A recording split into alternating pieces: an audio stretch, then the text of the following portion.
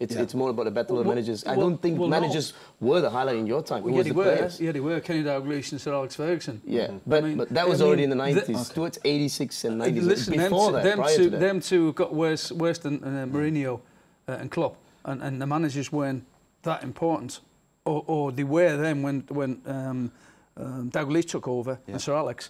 They were hammer and tongue. They didn't like each other because of the TV coverage. You know, it wasn't so much highlighted on managers during those days. And now, that's a fair point. I think the exposure the managers get nowadays, they were more iconic figures. It was more the image rather than the words they were saying back in those days. Because now you've got these mind games going on. Or even in the books and even in the comments before games, Dalglish and Ferguson had a right good go at each other.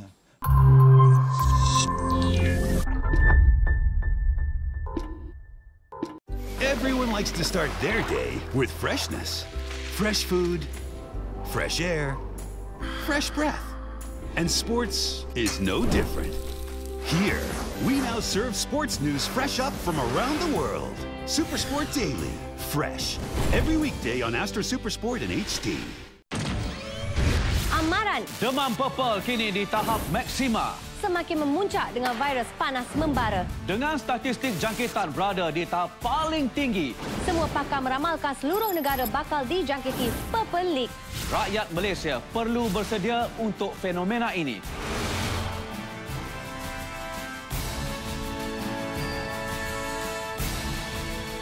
Semarakkan semangatnya di Astro Arena dan HD.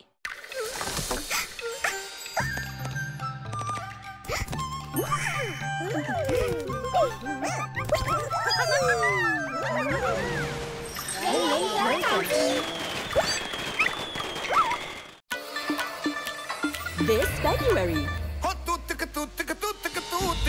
set your heart on the rhythm of love. Feel the melody.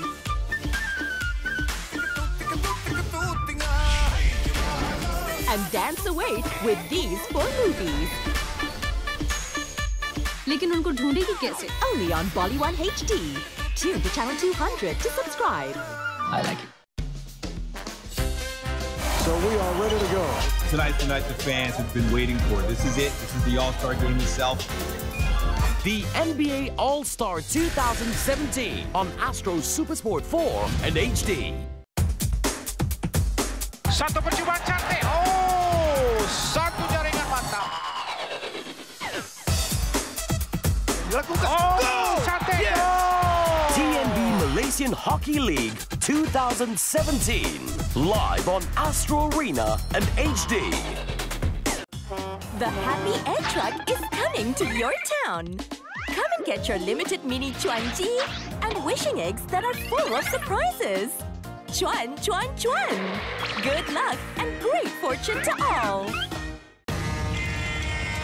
What the hell am I doing here? Last night, I heard a girl singing. This has got to be fate. They are forbidden to sing. They will kill her and then kill us. These are the very good guys. We got to help these guys. I must sing. It is God's will. And it's safe? It's safe as milk. Okay, I'm going to want 20%. Rock the Casbah. Premieres Monday, February 6th at 9 p.m. on HBO. What a start. Dice pick, beautiful. Wow. See if they can recreate that success again. Earthshatter. Earthshatter catches all 6 of them, I believe. And look at that great charge. And whoa, that is a big nano boost. What a combo. Overwatch Apex League Season 2. Live on EGG. This is what the crowd's been waiting for. This is like a heavyweight championship.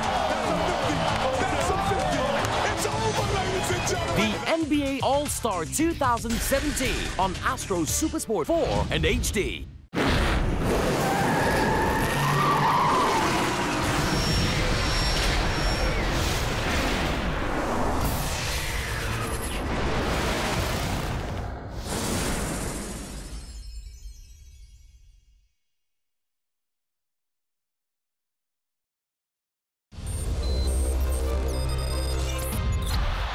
Phoenix there!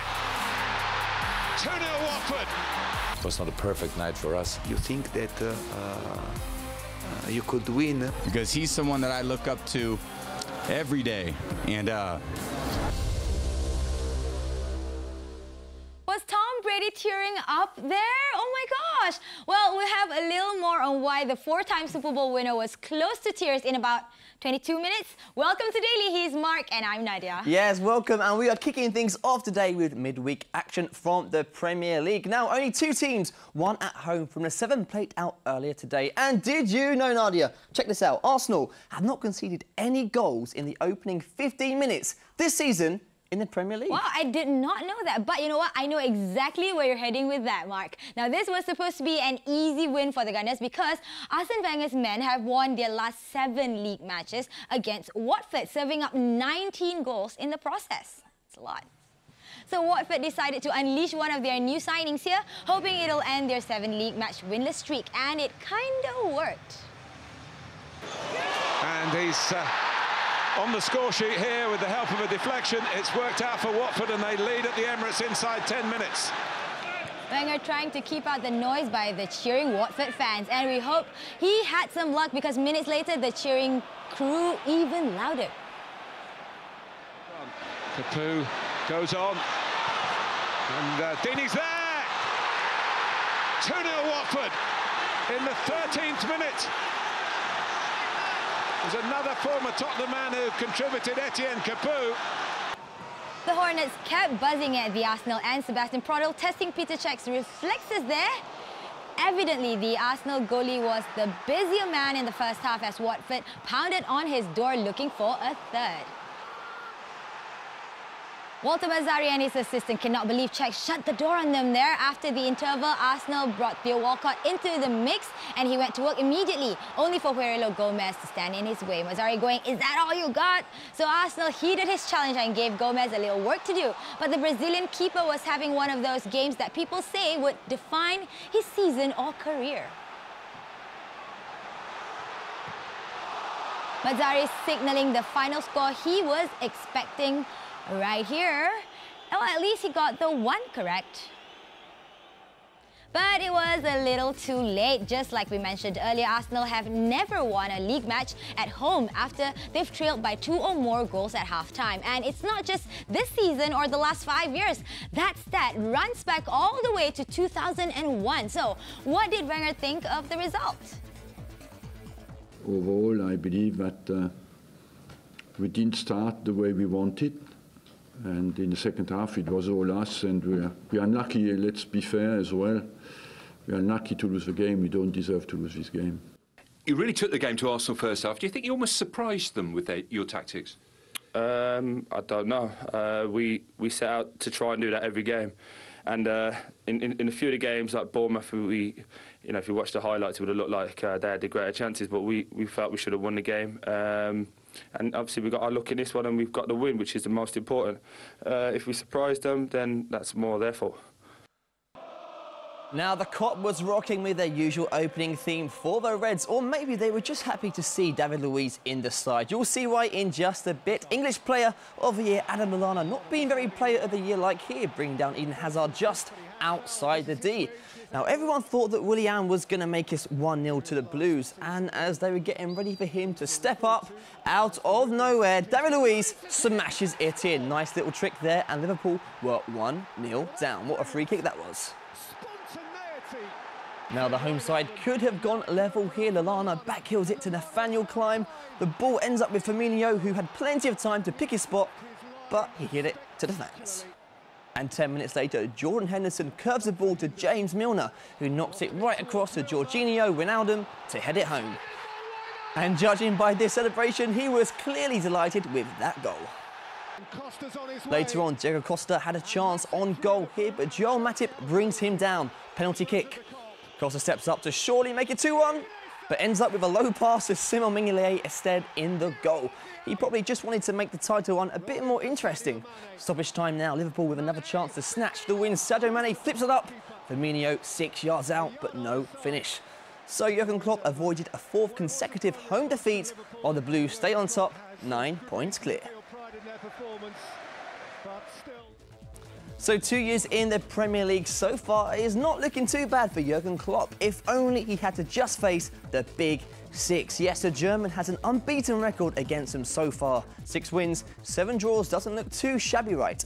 He may be fine with collecting those draws, but is a draw enough for Antonio Conte? A good point, for sure.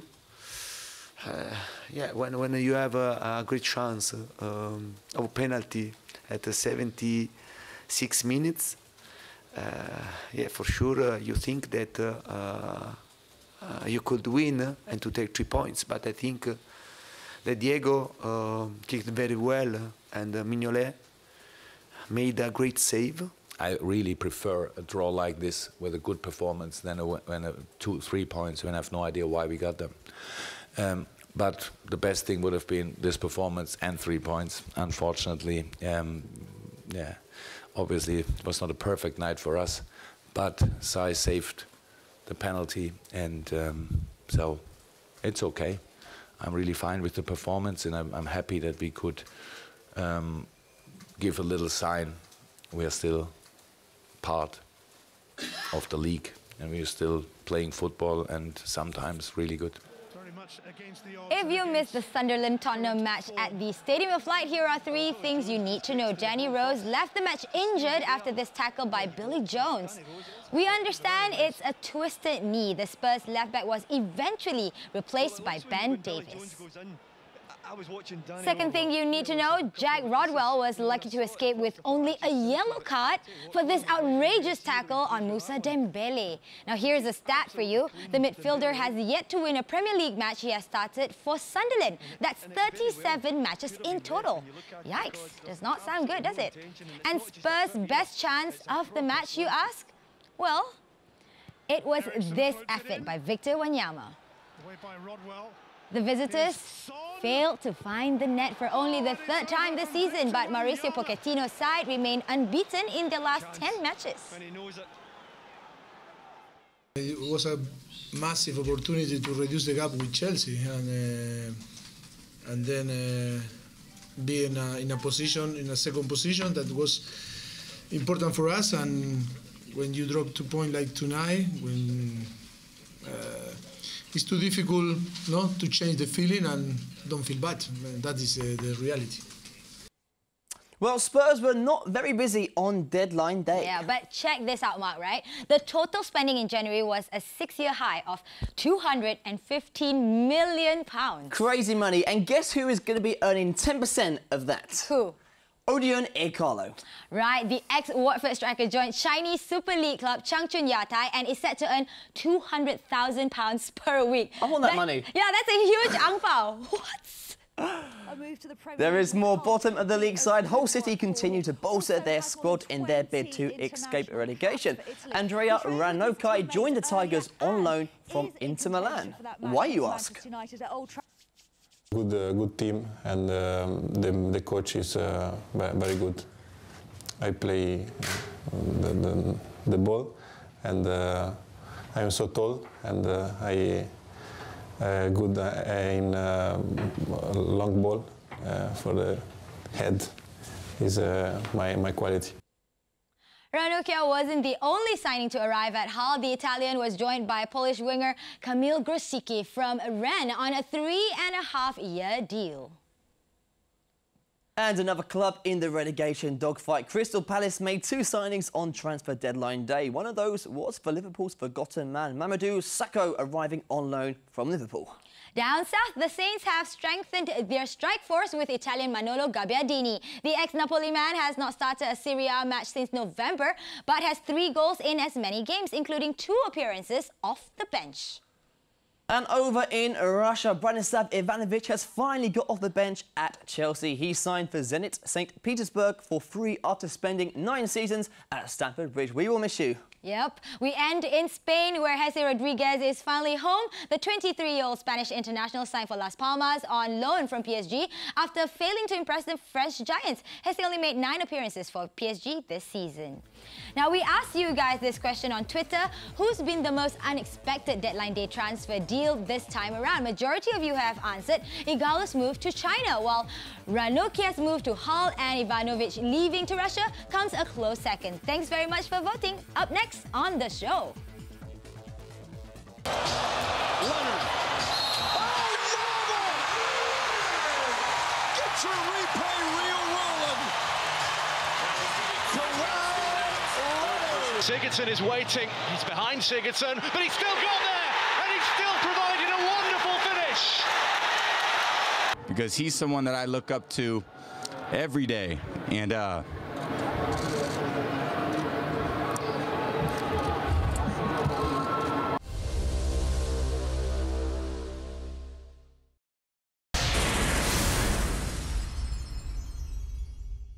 Lee Chong-wei, Chan Peng-soon, Go Liu-ying, Go Vi-sheng, Tan Wee-kyung. Target locked, a date with superstar. Any more SS Purple League players? I'll give you a surprise later. How do I join? With purchase of 999 ringgit and above. And then? Stand a chance to fine dine with superstar. Some more? Free signature player jersey. Any more? Don't ask me anymore. Visit Sin Heng today. Okay. A date with superstar. Join us now. Sin Heng. Different. Truly different. Champions power through the heat and sweat without dandruff getting in the way. That's why they choose new Head & Shoulders. To be dandruff-free and itch-free all day. New Head & Shoulders. To celebrate Tanjung's 60th anniversary, we offer you vehicle warranty of 7 years with unlimited mileage. Visit Infinity Center Kuala Lumpur for more info. Infinity. Empower the drive.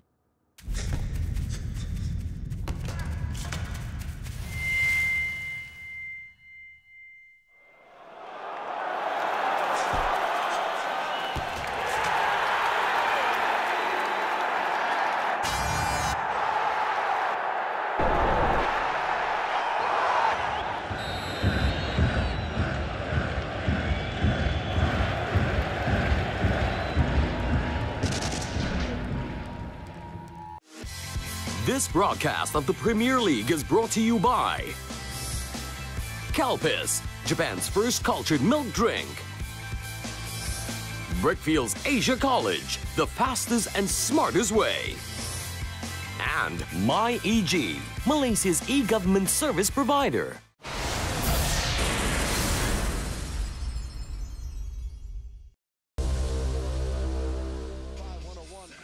It's been a tough 4 days for the San Antonio Spurs, 2 straight losses and now a date with the Oklahoma City Thunder. But the signs were positive early on. LaMarcus Aldridge busy in the paint, 25 points on the night. And the Spurs had a fat 18-point lead at halftime. But the third quarter was all about one man. His name is Russell Westbrook, the league's leading scorer, showing off his range there. Later on, an identical play with Steven Adams. And how about some old-fashioned run and gun?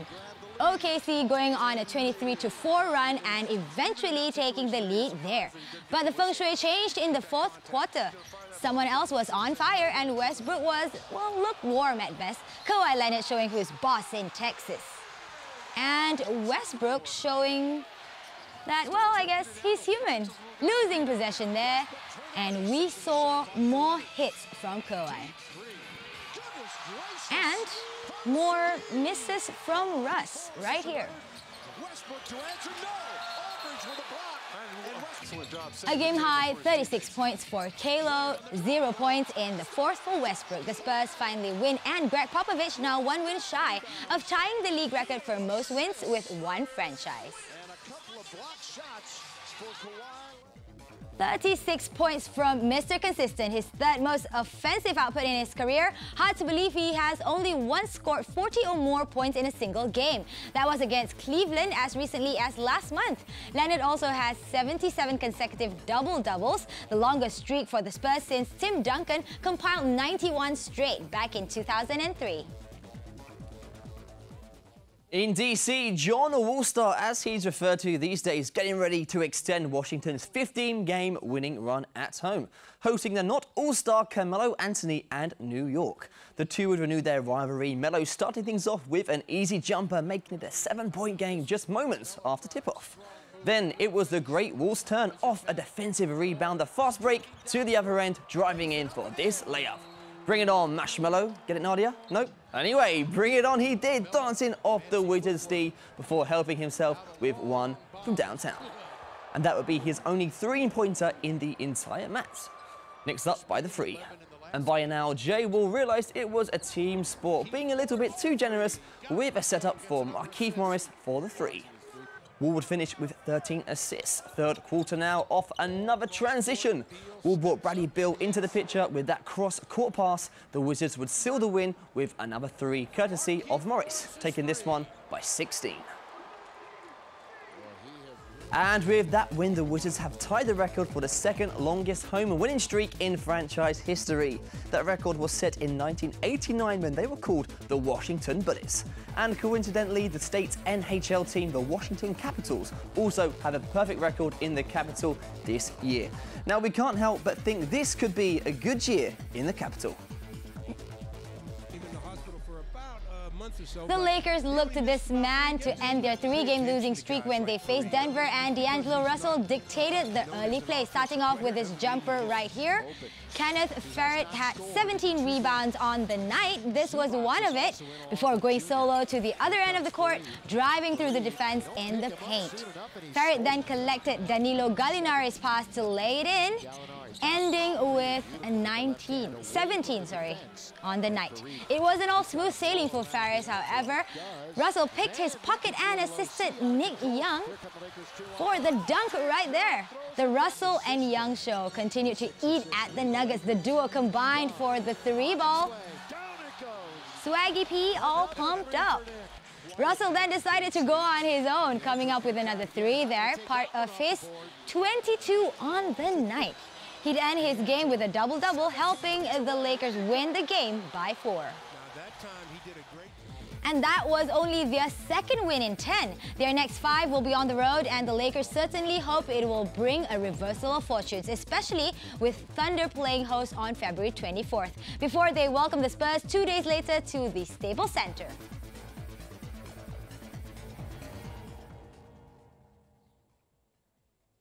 Right side. We did not forget the rest of the Premier League. Sam Allardyce finally got the monkey off his back when his Crystal Palace won their first league game since he took charge. Goals from Scott Dan and Christian Benteke sealed a 2-0 win over the Cherries.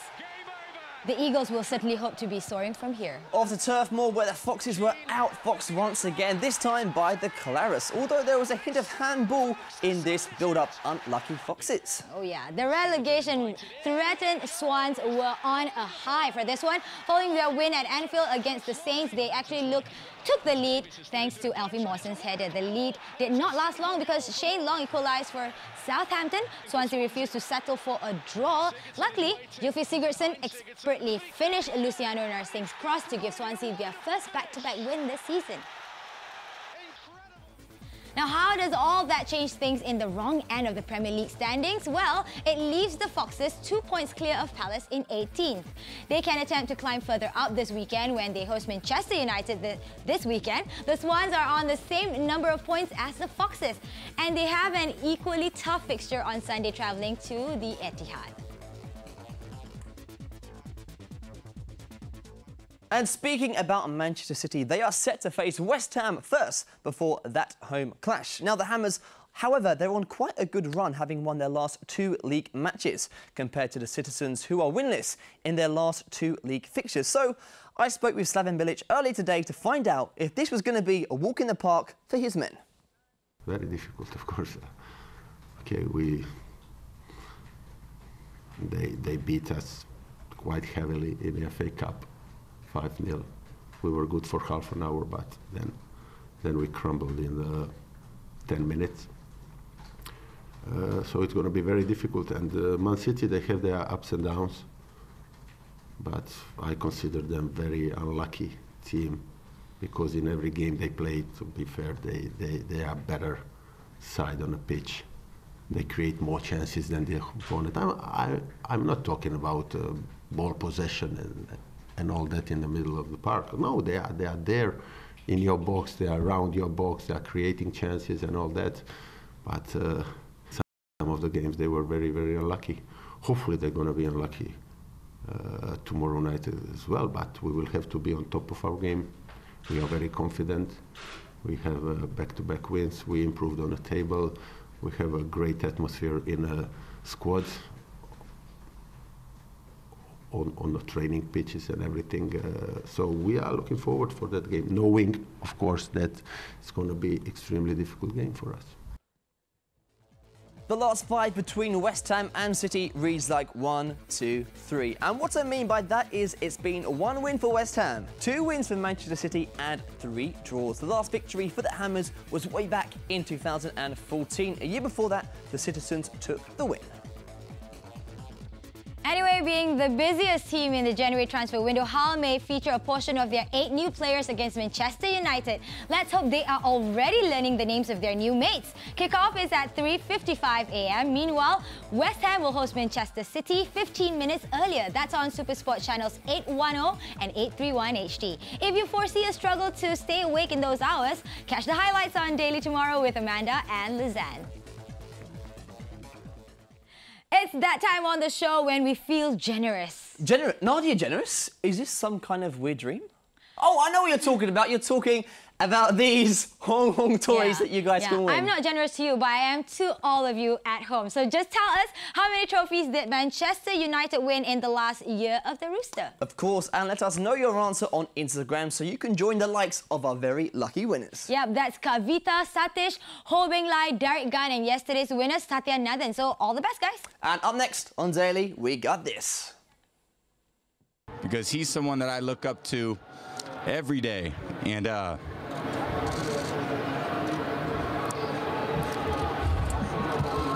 Tom's had a great career, that's for sure, and he's been so consistent for so long and done such a great job. It's impressive, you know, but it's about one game.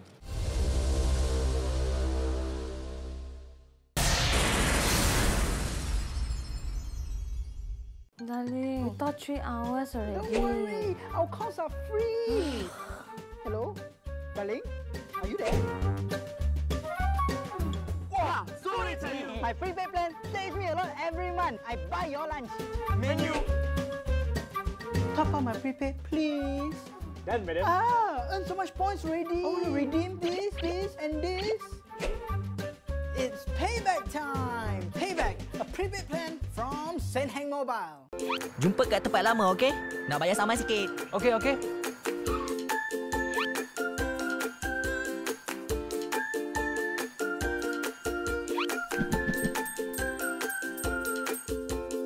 Kat mana, Dam? Tengah parking ni. Sorry. Itulah, kat MyEG boleh menyelesaikan bayaran saman, insurans, cukai jalan, lesen, MyCard dan zakat. Permit pekerja asing pun boleh. Bos yang bayar.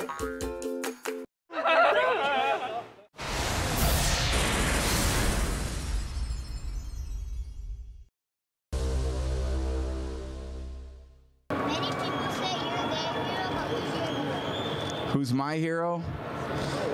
It's a great question. Well, I think my dad is my hero because he's someone that I look up to every day. And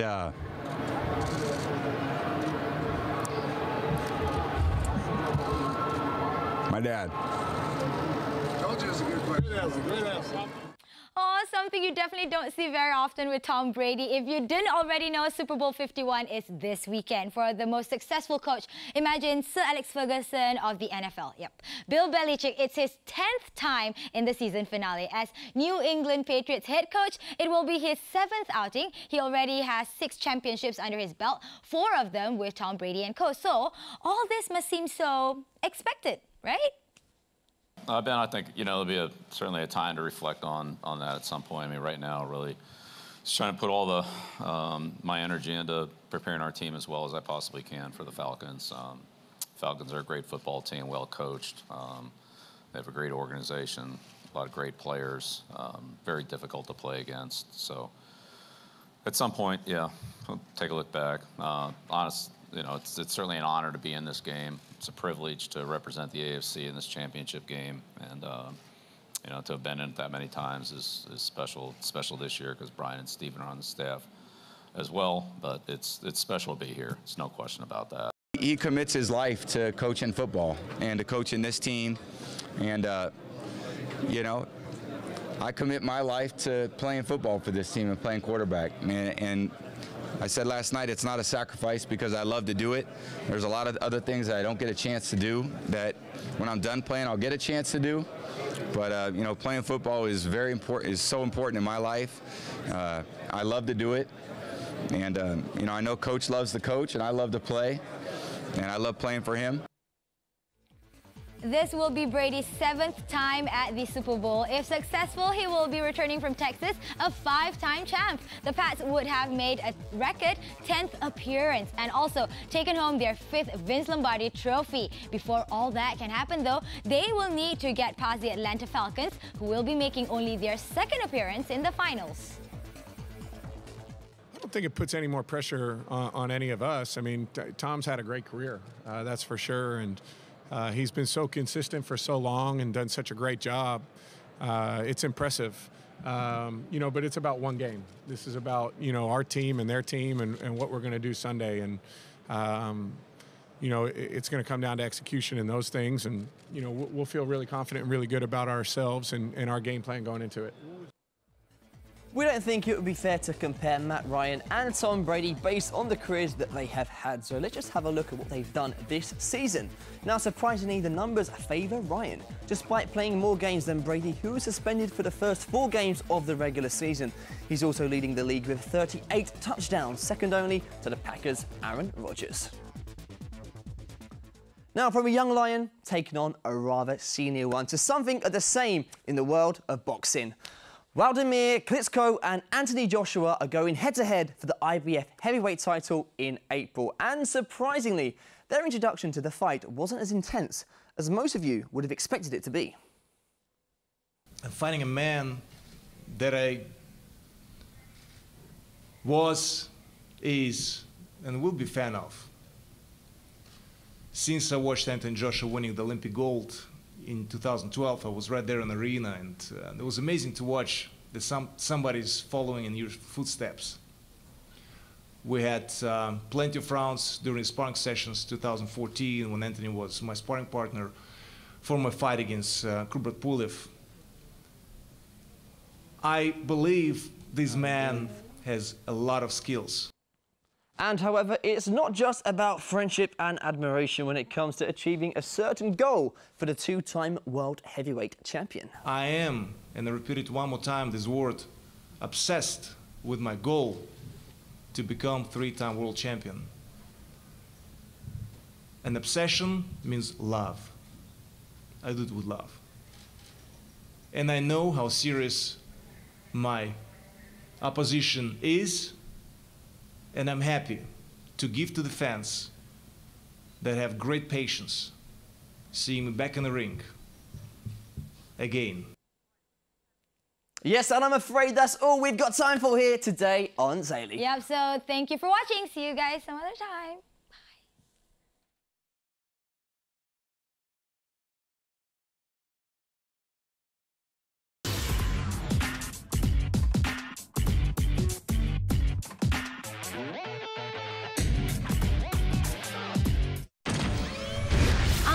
Demam purple kini di tahap maksima. Semakin memuncak dengan virus panas membara. Dengan statistik jangkitan berada di tahap paling tinggi.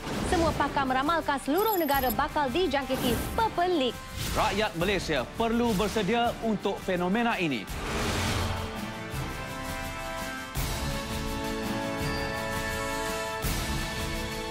Semarakkan semangatnya di Astro Arena dan HD.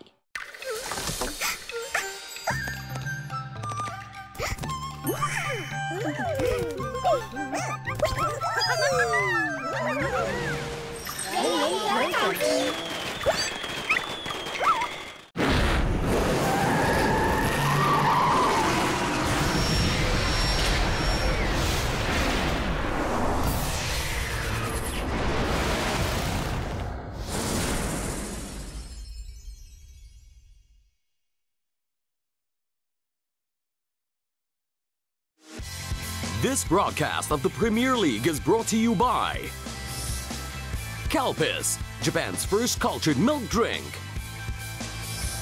Brickfield's Asia College, the fastest and smartest way. And MyEG, Malaysia's e-government service provider. Has been one of the success stories for Sunderland this season. The young keeper is back in light training, but it'll be a little while before he makes the first team again. Sunderland looking for a first win in 8. Tottenham looking to maintain their momentum.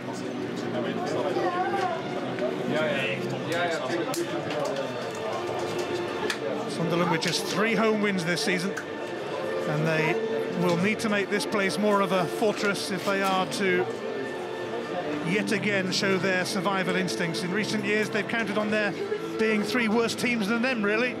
But as Aston Villa found out last season, you can't keep doing that. Sooner or later, you become one of those 3 teams. It's a match that matters at either end of the Premier League. Sunderland aiming to haul themselves off the bottom of the table. Tottenham are shooting high.